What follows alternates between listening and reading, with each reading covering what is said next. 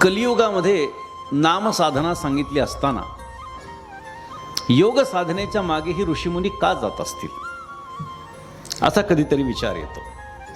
कारण प्रत्येक युगाचं एक धोरण ठरलेलं आहे, प्रत्येक युगाचा एक युगधर्म ठरलेला आहे आणि त्या युगधर्माप्रमाणे वागणं गरजेचं असतं. कृते यध्यायते विष्णुं त्रेतायां यजतो मखैः द्वापरे परिचर्यायां कलो तत् हरिकीर्तनात. प्रसिद्ध असा श्लोक आहे. कृतय ध्यायते विष्णुं. कृतयुगामध्ये भगवंताची ध्यान धारणा केल्यानंतर भगवंताची प्राप्ती व्हायची. त्रेतायां यजतो मखैः. त्रेतायुगामध्ये यज्ञयाग केल्यानंतर परमात्म्याची प्राप्ती व्हायची. द्वापरे परिचर्यायां. द्वापर युगामध्ये भगवंताचं पूजन केल्यानंतर भगवंताची प्राप्ती व्हायची.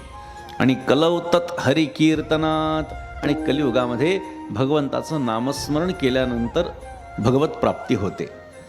आता ऐका, हा त्या युगाचा